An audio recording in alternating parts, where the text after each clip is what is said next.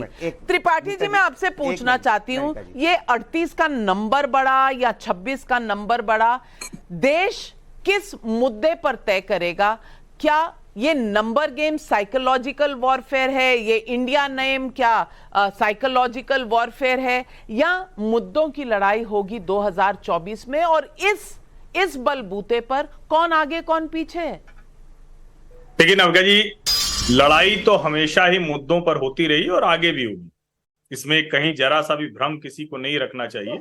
इस देश में जब जब बड़े आंदोलन हुए हैं, जब जब विपक्षी पार्टियों ने किसी मुद्दे को अपना एक तरह से कहें कि धुरी बनाकर लड़ाई लड़ी है, तो वो सत्ता के खिलाफ खड़े हुए हैं। ऐसे कई उदाहरण हैं, चाहे वो इंदिरा गांधी की तानाशाही रही हो या दूसरे मौके रहे हो, या राजीव गांधी के बोफोर्स के भ्रष्टाचार के खिलाफ वीपी सिंह का मसला रहा हो, जो भी इस तरह की लड़ाइयां हुई। लेकिन एक बात तो है कि आज जो भारतीय जनता पार्टी ने अपनी एनडीए की मीटिंग रखी, ये तो पूरी तरह से इसी वजह से रखी क्योंकि बेंगलुरु में विपक्षी दलों की मीटिंग हो रही थी और उन्होंने एक बड़ा जमावड़ा किया। 19 पार्टियां आई थी, उससे निकलकर प्रफुल्ल पटेल बाहर आए, वो एनडीए का हिस्सा हो गए, तो इस वजह से 24 पार्टियां की गई। कमाल की बात यह है कि जैसे खड़गे जी पूछ रहे हैं कि कौन कौन सी पार्टियां हैं, तो बस वो तमिलनाडु, वो केरल की पार्टियां हैं जो इसमें जुड़कर 24 हो गई। भारतीय जनता पार्टी ने भी पार्टियां जोड़ी हैं, चाचा उधर है, भतीजा इधर है, तो दोनों में आधा आधा बट गया, दोनों एक ही पार्टी को गिन रहे हैं। लेकिन क्या आज तक कभी भी यूपीए या एनडीए के नाम पर कोई चुनाव हुआ है? क्या आज तक किसी गठजोड़ के नाम पर कोई भी चुनाव हुआ है क्या? आज तक देश में नहीं हुआ है। यहां तक कि जनता पार्टी भी सरकार बन गई, उसके बाद पार्टी बनी। क्योंकि मुद्दा जब होता है, जब आप किसी से लड़ाई लड़ते हो और मुद्दे की लड़ाई लड़ते हैं, तो उसका महत्व होता है, वो प्रभावशाली होता है। लेकिन जब आप नामों की लड़ाई लड़ते हैं, और मुझे तो बड़ा आश्चर्य हो रहा है, सचमुच आश्चर्य है, आप अगर किसी गठजोड़ का नाम इंडिया रखेंगे और कहेंगे कि इंडिया जीतेगा, इंडिया हारेगा, अरे भाई इस देश में इंडिया ही जीतेगा। दुनिया में दूसरे लोगों की नजर हो सकती है, चीन सोच सकता है कि इंडिया हारे, पाकिस्तान सोच सकता है जो हमारा हिस्सा था, लेकिन भारत के लोग इंडिया को ही जीतने के बारे में सोचते हैं। अब सवाल यह है कि क्या ये राहुल गांधी वो डैमेज कंट्रोल कर रहे हैं क्या, जो लंदन में जाकर बोल आए थे कि भारत में लोकतंत्र खत्म हो गया है, अमेरिका और सवाल उठाया। और तौसीफुर रहमान साहब, सवाल यही है आपसे, क्या इंडिया कभी हार सकता है?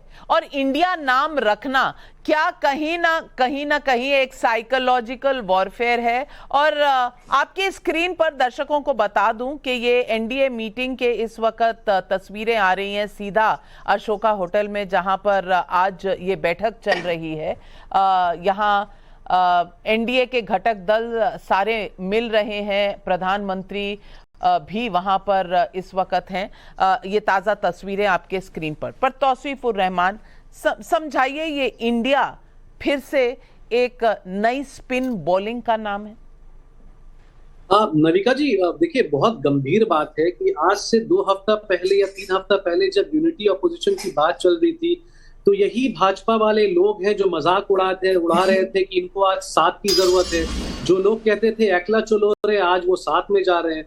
आज 2-3 हफ्ता गुजर गया, आज भाजपा के खेमे में सारे लोग वापस आ रहे हैं, उनको पकड़ पकड़ के लाया जा रहा है। तो अगर आपके पास आपका वर्क चार्ट था और अगर नरेंद्र मोदी जी ने इतना काम किया है 9 साल 10 साल में, तो उनको तो किसी की जरूरत नहीं थी। मगर देखिए बहुत बड़ा प्रश्न ये आता है, जब मैं दिन में प्रधानमंत्री का स्टेटमेंट सुन रहा था, वो कह रहे थे कि भाई देखिए ये परिवारवाद वाली इंडिया है, ये जो इंडिया जो बनाया गया। तो मैं पूछना चाहता हूं, अपने दोस्त से पूछना चाह रहा हूं कि किरण रिजिजू कौन है, पीयूष गोयल कौन है, धर्मेंद्र सिंह कौन है, अनुराग ठाकुर कौन है, निर्मला सीतारमण कौन है, राजनाथ सिंह के जो बेटे हैं जो एमएलए वो कौन है, दुष्यंत सिंह कौन है, ध्रुव जयशंकर जो आरबीआई का एक बड़े पोजीशन में बैठे हैं वो कौन है, ज्योतिरादित्य सिंधिया के बेटे एमपी बोर्ड में आ चुके हैं वो कौन है?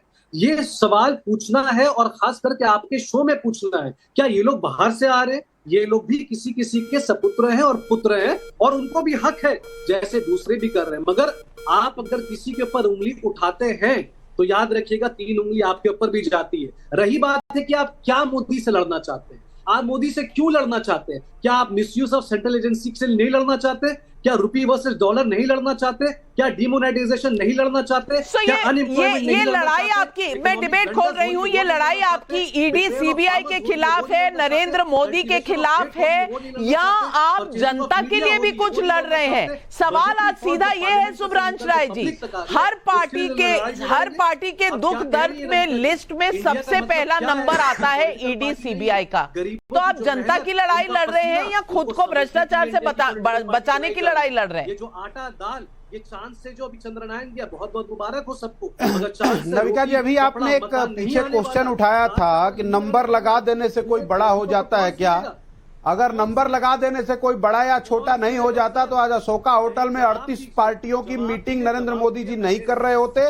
और आपने तो सिर्फ 42% बताया कि जिनके पास लोकसभा में सांसद नहीं है, उनके यहाँ तो लगभग 68% लोगों के पास लोकसभा में कोई नहीं है। तो ये बात आप बताइए कि भारतीय जनता पार्टी इस दिवालियापन से ज्यादा जूझ रही है, नंबर 1। नंबर 2, बिल्कुल आप सही कह रही है मैडम, अगर वो भ्रष्टाचारी कमल छाप साबुन से धुलने के बाद भारतीय जनता पार्टी और खासकर नरेंद्र मोदी को अच्छे लगने लगते हैं, तो इस भ्रष्टाचार के खिलाफ जो नरेंद्र मोदी बार बार बात करते हैं और बाद में उन्हीं भ्रष्टाचारियों को गले लगा लेते हैं, इसके खिलाफ ये इंडिया है।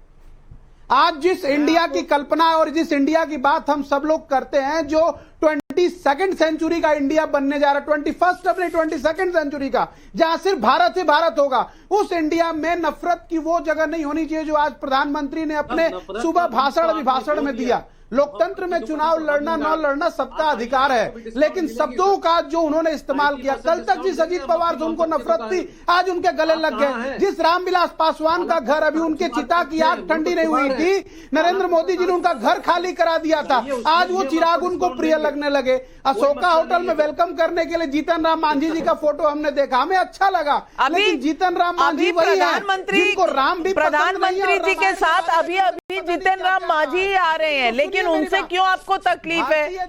उनसे क्यों तकलीफ है? आपका साथ छोड़ा इसलिए। अजय आलोक जी मुद्दा क्या है? मुद्दा क्या है?